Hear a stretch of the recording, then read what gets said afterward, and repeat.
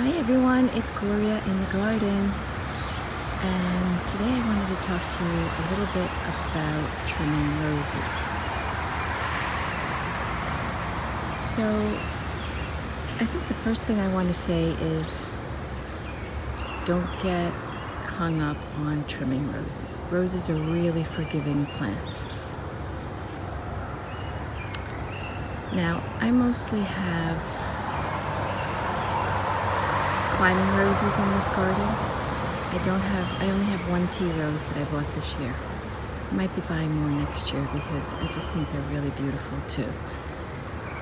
But what I wanted to show you is how I trim roses. Now, again, it depends on if you're going to be using them for flower arrangements or not. If I was to use, say, this rose right here for a flower arrangement, I would cut a nice long stem and use the cluster of roses in my arrangement. Of course, this would be for a big arrangement. I wouldn't necessarily use these because the stems are too short unless I was doing bud vases. But for a nice big arrangement, I would be probably cutting around here to get a nice long stem. And then what I would do is I would cut, let me change around here. Again, I would look at my plant and I would follow.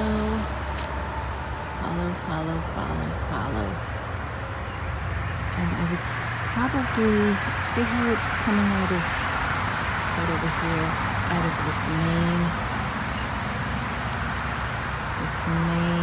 branch right here. So I would probably cut right here. I would make a nice cut and I would have this nice long stem for a flower arrangement. A nice large flower arrangement.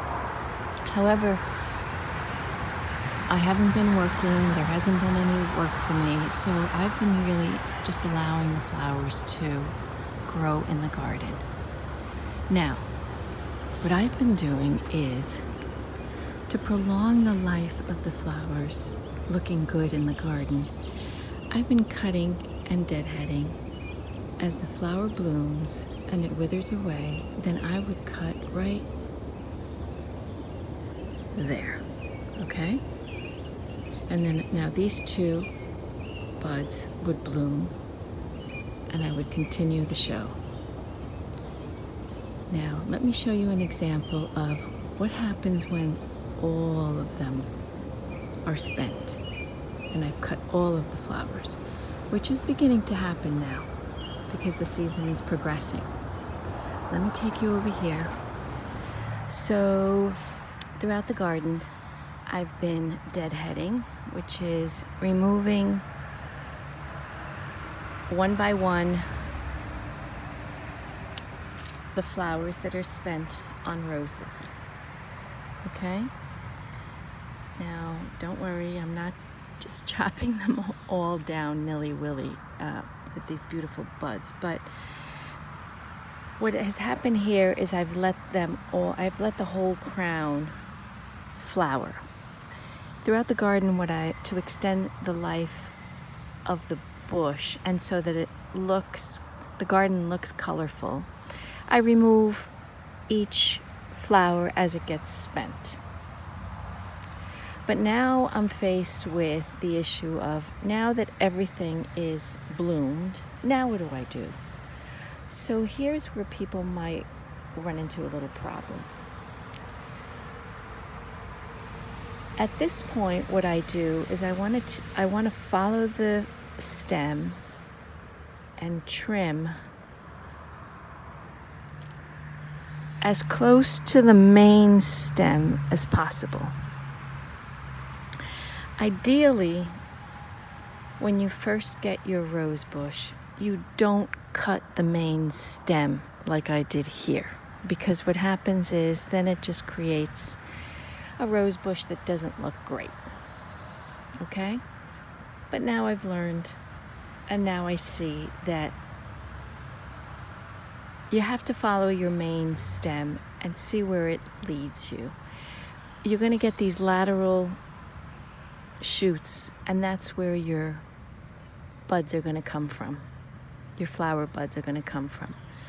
So at this point, what I'm going to do is I'm going to cut this main stem